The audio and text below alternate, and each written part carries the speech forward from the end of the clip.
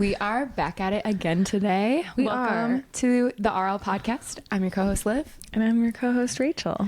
And this might be one of the last episodes for a little minute. Before you give birth. Before I give birth to this baby. Take some time off. Bond with new baby. Yeah, definitely will be a little fucking tired. We'll have nothing she's to give. anticipating it already. But I'm so excited. I'm like, I feel like this is like the breakup glow up, you know? Wait, go into I don't know what you mean here. The postpartum glow up. I feel like when you break up with a boyfriend or something, you have a glow up, and I feel like I'm breaking up with being pregnant, and I'm just excited to have this glow up and just be hot again, have my body, and just fucking own postpartum. I don't know. I'm just very motivated. What are your plans to glow up in postpartum? Because wait, hang on. First, okay, we got to start and backtrack. We got to backtrack, guys. Because I was thinking, I was like, what if I have a redhead? As like, what if I birth a redhead? Can. I don't think I will either. But have you guys heard the rumors about redheads? Redheads? If you haven't seen the TikTok trends, might be news to some of y'all, but turns out I'm black. That feels so wrong to say. I know, so wrong. It really to say. Does. But, it feels like but inappropriate. It's coming honestly. from the African Americans on TikTok, so I don't think it's. No, this is the I nice don't think thing. This is inappropriate. I've appreciated this whole TikTok trend. It's been really, really fun to watch. So if you have been unaware, there's this trend going around that turns out the MCR1 gene, whatever that is, the mutation that carries along red hair, that is rare. It all stems from, like, I guess the African American population. I don't know necessarily what people are talking about, because didn't all life stem from Africa? So like we're all African, if you put it that way. So I don't know at what point they're deciding that. I'm not one to say it because I actually don't know.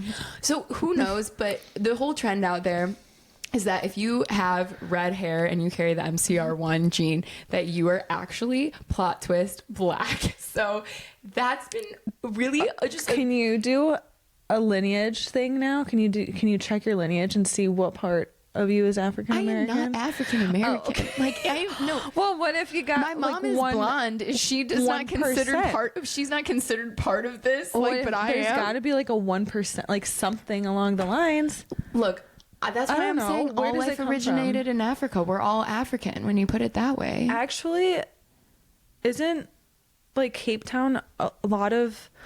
I saw this weird controversy.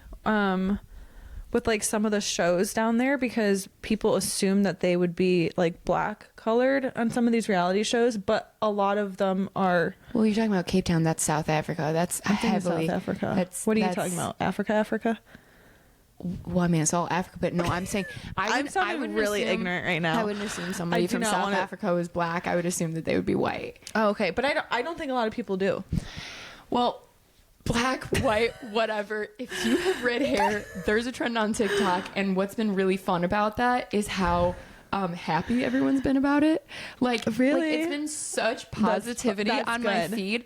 It's been like all of these like black people coming out saying like "Welcome to the barbecue" was literally a comment on one of my posts, and they're saying like wow, like scrolling through, seeing all of my really like attractive new redhead cousins, and we're just that is hey. So funny, and all of the redheads being like, hey, can't wait to hang, like we're all fam now. And so it's just been this like wave of positivity, and it's been fun for me to watch too, because lately not only has this been a whole trend of redheads, but it has been trendy to have freckles, like freckle stamps, and the cowboy copper as a copper hair color. Cowgirl. Yeah, is like everyone's like, you know, dyeing their hair red and adding freckles, and so all of these redheads on my feed are like, you like, that's great and all, but I'm real confused because ridiculed growing up for all these things that you guys want now. Bullied. It's like, I'm sorry, but I saw even an interview with Ed Sheeran, which was so funny.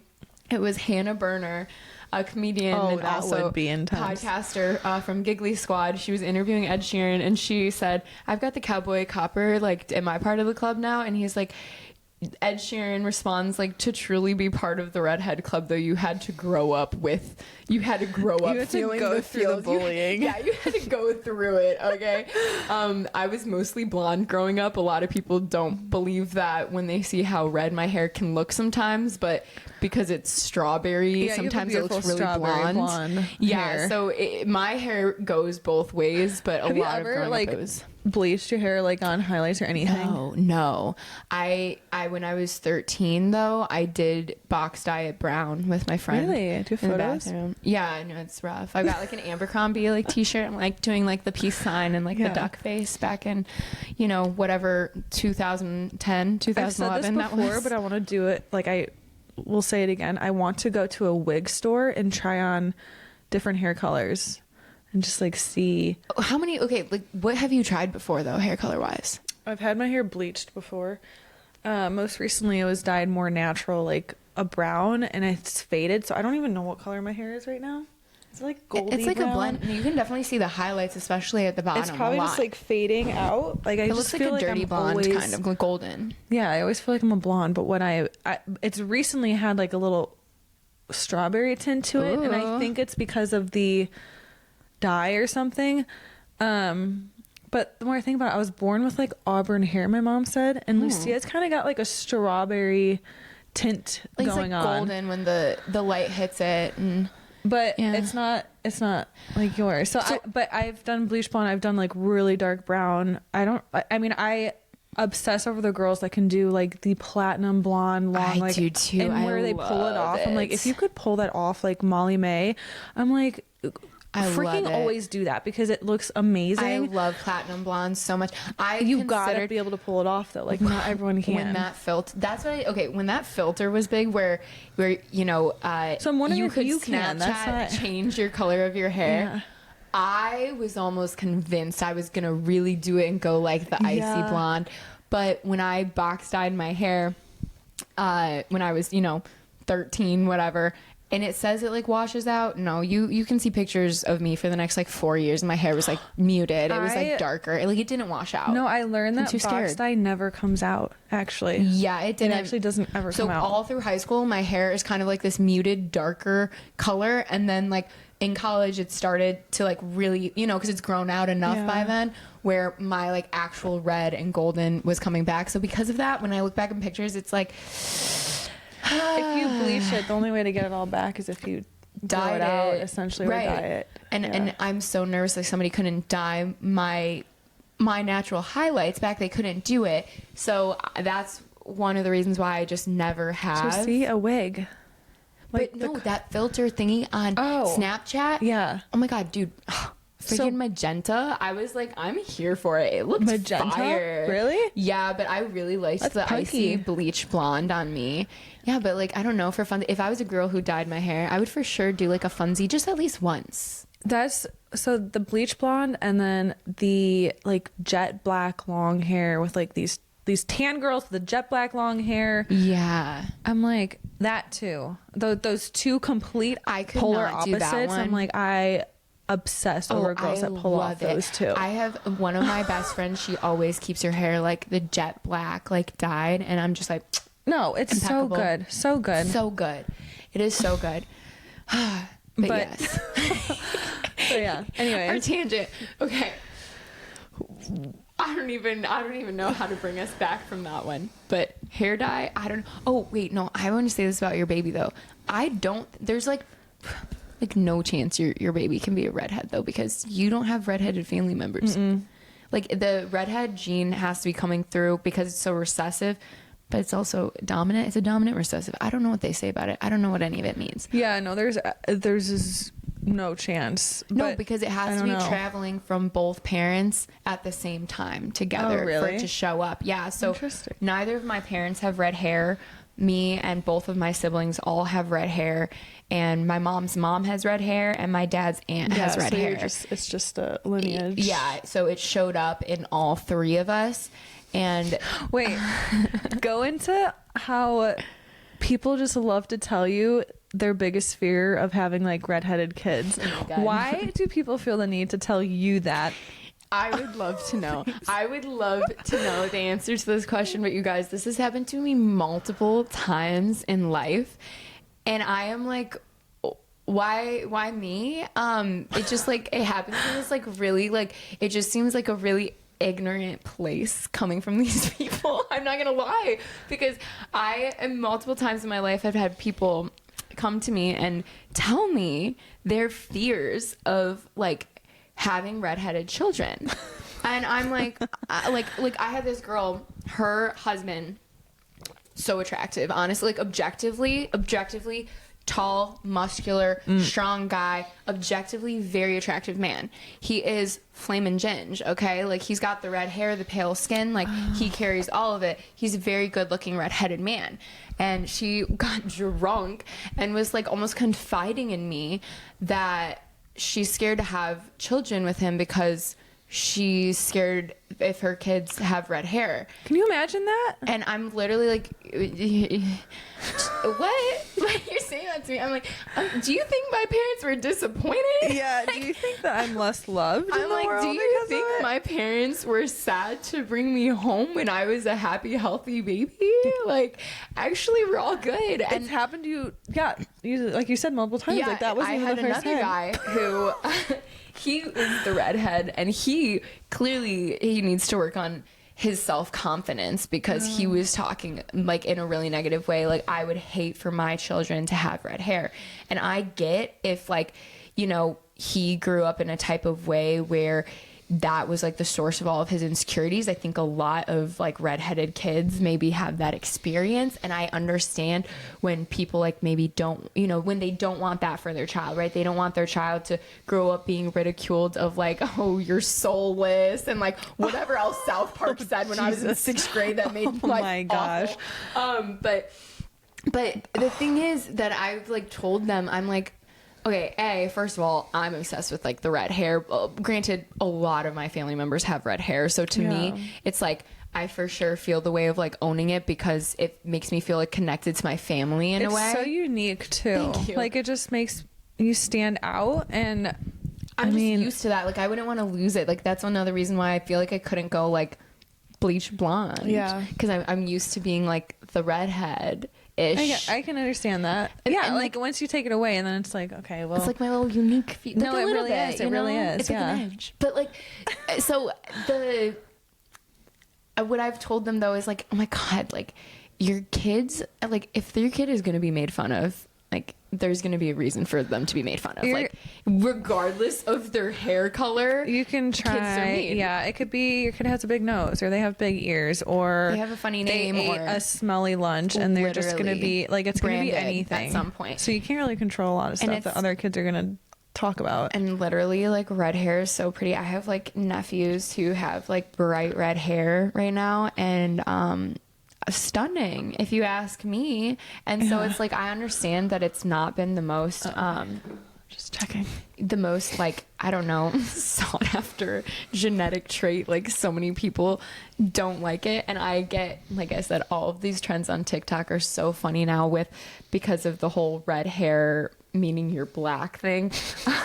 Everyone has started to come out of like what it's like growing up with red hair, and I saw one just today that was so funny that I so resonated with, and it was like, when you're dating, trying to figure out if a guy actually likes you and thinks you're pretty, or if he just has a really strong redhead fetish. Because when guys would like flirt with me at the bar, and I'd be like with all of my girlfriends who were like stunning, and they just single me out, and they're not flirting with anyone else but me, I'm like, I would call them out. I'd be like, you like redheads. You don't like me, you like redheads. Not that it's like an imperfection. I don't mean it like that, but it's a mutation, genetic mutation, whatever. Like, yeah, and the older you get, I think the more you just appreciate people with like a little uniqueness, or like the imperfections on their face. Like, I agree. It gives you, it's not boring. It's character. Yeah, it's character. It's not boring. It like gives you like a little something to hook on to, and just to, I don't know, just never be fully like bored with it, because it's not like I used to perfect think, in quotations. Well, yeah, and I used to think too, I remember like, you know, when you're in those stages where you're trying to like figure out makeup as a young girl, and I remember thinking like, God, I just wish I had normal coloring.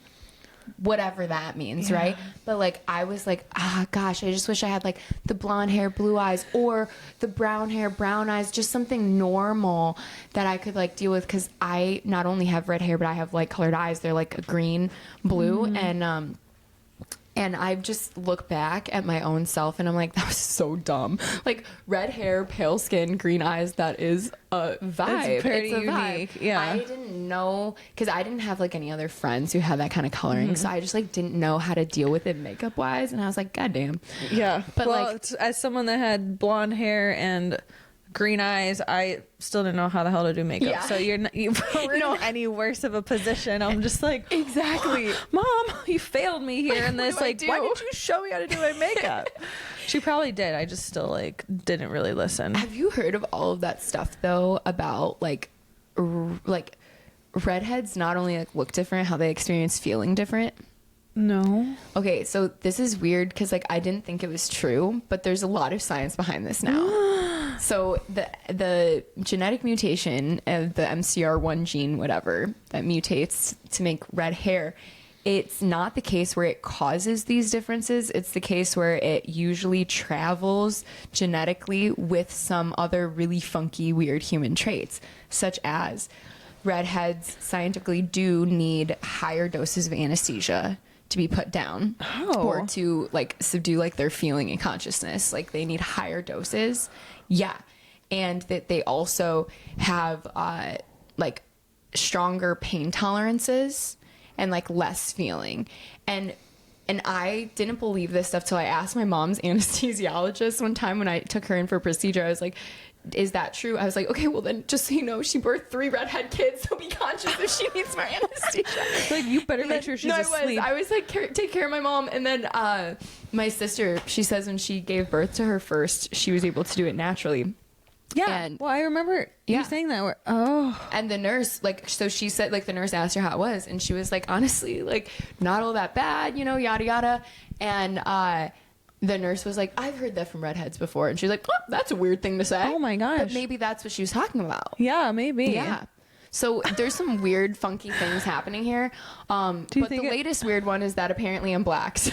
Oh my gosh, that's really interesting. Well, you're going to have to see when you one day give birth. I mean, you could totally just deep dive into the whole like you can. But here's the thing. I can only ever feel one type of way. I only have a genetic code one way, so I couldn't compare it to anything, dude. Like, I wouldn't know what it's like to not be a redhead. Right, but this is my lot in life. But if you take on that mindset that like you guys have a higher pain tolerance, you might be able to just mentally get through a lot more. I agree with you. I believe in those like mental power through things. Yeah. And I think that I've like mentaled through a lot of things. And so I love that as a strategy for the future. That's pretty freaking cool. I mean, I believe it. I'm all for anything that's like... Yeah, that can just like give you a mental edge. Because like we've said, most things it comes down to mentality. Yeah. So with that in mind, how are you feeling about upcoming birth? We're good. We're just ready. I'm ready to, honestly, I'm just actually very motivated. I'm like really motivated to just like conquer it and just get the show on the road. And I want to like keep admiring this like moment, because feeling pregnant versus looking back at when you were pregnant is, I think, different. What do you mean? Like when you look back, you're like, oh my gosh, it's so pretty. Like I love seeing a pregnant woman. Like I love it is cute. Looking at myself when I was pregnant, but when you're going through it, it's just, you're going through it. So it's, yeah, you're feeling the feels. A different feeling. So, but it feels so long, but then it's like also such a small period of your life. But you recently were able to capture that moment. Yeah. So shout out to Abby Rose Photography here in St. Louis. And shout out to you, Liv, she literally pushed me to just like get these photo shoots done. She's like, you're gonna regret it if you don't. I was like, have you another actually kid. Need to. Yeah. Because it's not the case where you're sold on, are you ever going to be pregnant again or not? And you've got this beautiful, cute little family. It's like you have to capture it. Yeah. So I'm really happy you pushed me to do that, because I'm so glad. Honestly, I probably oftentimes sell myself short of like, oh, like, no, I have this, like, that'll be good enough. But I do that too. But when you have the professional photos, then it's like, then you can actually get those printed. They look great. It's just the next level. And so they turned out stunning. They are really pretty. I really, really love them. And the photographer did an incredible job. She was so sweet and so kind and just got everything that we wanted to. And I can't wait to post them. Do you recommend for like other pregnant mamas out there to like, oh, it depends, or like, no, like find a way to do it, to document it? If you can get it and you're comfortable enough embracing this part of you, then do it, because it's literally, I feel like it's monumental. Like, you have this beautiful moment, you're carrying a baby, and whether you show other people or not, for yourself, I don't think I realized how meaningful those photos would end up being until I started getting them back. And I was just like, oh my gosh, I cannot imagine not having them. And it's just like, we're in the last bit here. So like, yeah, had I not scheduled it, the opportunity would have been gone. Like, she would not have been able to get me in. And then how far in advance did you schedule it out? I think we just had it done 2 weeks ago, last week. Okay. I think it was 2 weeks ago. So and you were it was scheduled out 37 weeks pregnant in these photos? I think it was like a month and a half out, that she was like, well, here's like 3 dates, because she's booked, because she's got weddings to do, she's traveling, like, you know, like, it's that season where everyone wants to like family photos, maternity photos, whatever the heck it is. And so I just got lucky. She had a date that was like really close, and I was just like, okay, let's do it. Amazing. And looking back, we booked it in a studio, which I'm so happy we ended up doing it, because as opposed to like a park or inside our home, because we have a 13-month-old running around. It ended up being one of those days where it was just pouring and raining and crappy out all day. So had it actually been scheduled for the park, we would have had to reschedule it, in which case then it's like, it could have been pushed back 3 weeks, and then I may not have been pregnant anymore. It would have gone quick from maternity photo shoot to newborn photos. Yeah, I mean, literally, you would have been happy with it, but just completely different moment. It's like, oh, we got the after, not the before. And because it was like an open studio and like a huge white room, our daughter was able to run around and just be herself and be goofy, which ended up being incredible. She was actually cooperating with the photos because she thought it was so fun. First 5 minutes, she's smiling. We get all the family photos done, and then on to the fun stuff, and the rest is just like a bonus. No, it's so amazing. And so with all that in mind, we thought it would be kind of fun to do a little bit of a Q&A with you. As we said, do it. Down to the wire here. We're going to lose you for some episodes. So we should have asked you guys first, but time constraint, and sorry, we don't plan a lot. And honestly, we don't get a lot of answers. So we're just taking it upon ourselves to do this little Q&A ourselves. So I've got some questions all across the board here. Let's do it. Are there any products that you absolutely swear by during your pregnancy? Wow, that's a really good question. I have not prepped Rachel at all or shared any of these with her. No, this was like literally last minute. Products. I feel like you have to have a really good body oil and like lotion, because your skin will get dry, and I feel like that's helps a lot with like not having any itching that some women can feel. Your stomach specifically, or like just like your body altogether? Disclosure, I just think genetically I am lucky, so I don't have any stretch marks. Like, there's nothing going on in my stomach. But like, your body swells like everywhere, not just your stomach, right? It can. Like, I think now I'm like swollen like a little bit more, but nothing crazy. I'd say like electrolytes in the morning, because you just need something to start like your hydration. What electrolytes do you take? I take Lauren Bostic's beauty salt water. Okay. Yeah, and that has electrolytes in it. And then I have an Element in the day, like the salt packet. I love Elements. I don't know. Okay. It's been controversial recently. And Tums, because you might have heartburn. But yeah, I feel like honestly like a good body thing, like something that like pampers your body and stuff. What body oil do you use then? OC. is the one I have. I got it for Christmas, and it just happens to like work really well. I've heard a lot of really good things about that brand. Yeah. That's awesome. Okay.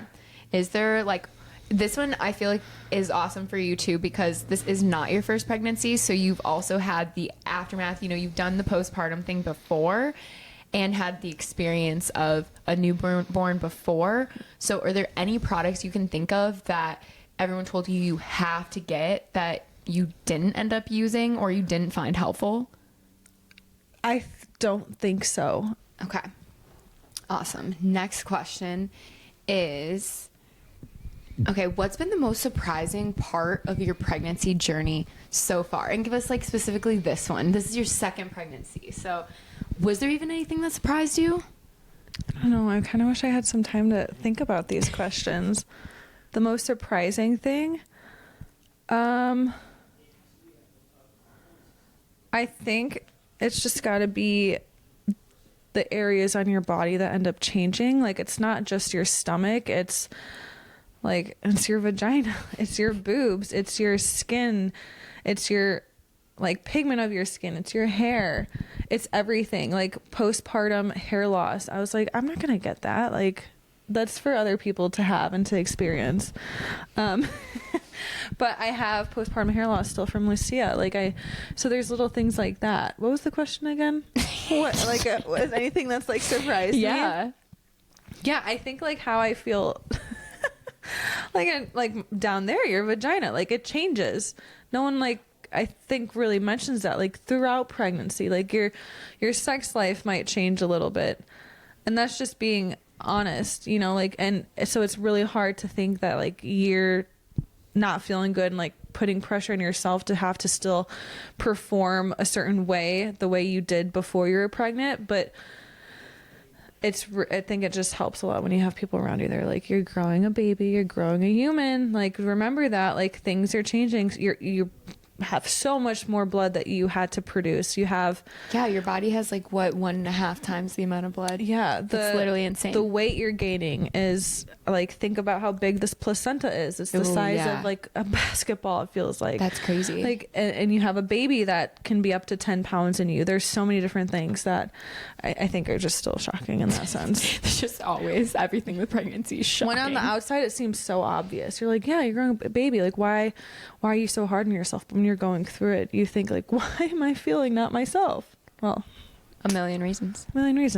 Okay, this one's gonna take us like a little bit deeper. Okay. And like, okay, if your baby could hear your thoughts right now throughout your pregnancy, what's one thing you hope that they don't remember? That they don't remember? Probably like any self-deprecating thoughts, like anything where I'm like talking negative or not hyping myself up to the fullest is what I don't want them to be taking with them outside into this world. Yeah. That's the biggest one. Would you be willing to delay your due date by a week if it meant your child would be a genius but be extremely difficult to raise? No. Just like, come now. Like, you're gonna come when you're ready to come and be done with it. Okay, if you could choose your baby's personality but had to give up naming rights, would you do it? Again, no. You don't. I think because ChatGPT, thank you. But honestly, at the end of the day, you don't own your child. Like, your child is its own individual self. It's going to grow up making its own decisions one day. You're there to help guide it. You're there to like show by example, but you cannot control your child at some point. Like, they are their own individual self having a human experience too. And it's everyone's first time living. I think it's so wild that, like, you know, you think like your kid's gonna be like, oh, like you or like your husband, and then it's like, plot twist, they're actually them. They are like, them. Completely not like anyone else, right? Yeah. Like their own individual. Totally. I mean, if anything, I'm just trying to be extremely conscious of giving them the right tools and mindset and examples. Like, leading by example is the way it's the only way they practically learn, is by seeing how dad treats mom and how mom treats dad and how mom and dad resolve an argument and how they make decisions together and how they spend their money and how they do things. And like, do they have self-deprecating thoughts? Do they stand by their word? Like, everything is done by example. So it's just, if anything, it's like making us like really tighten up and just make sure that we're showing the best side of ourselves. And if we don't, then we don't. But like, at the end of the day, it's like, if you're gonna tell them to do something, or like tell them like they can do anything they want, you better be showing them that you can also do whatever you want, and not being like, oh, I'm too old, or oh, I didn't work hard, oh, I didn't do this, I didn't do that, or I can't do this. They're gonna learn from that too. Yeah, and it's gonna become their internal dialogue. Yeah. Okay, I'm gonna end you off with a really easy one for you, because we know Rachel and Luke have not found out the gender of their baby, but last minute thoughts here. Are you still convinced it's a boy? Absolutely. She's unwavering on this, you guys. I am dead set on it. And like, again, like, I will be absolutely shocked if it's not a boy. Do you think Luke also thinks it's a boy right now? I don't know. He thinks it's a girl. I don't think he has like intuition like I do of like it's one or the other. I mean, think he's not like physically connected to the baby right now like you are, so who knows? But a lot of people feel like it's gonna be one thing and it's not. So I don't know. That's why we're gonna record it, and hopefully we get like that moment where it's like it's a boy or it's a girl. That's what I want. It'll be fun. Yeah. Okay. Thanks for listening, you guys. Bye. And good luck to Rachel.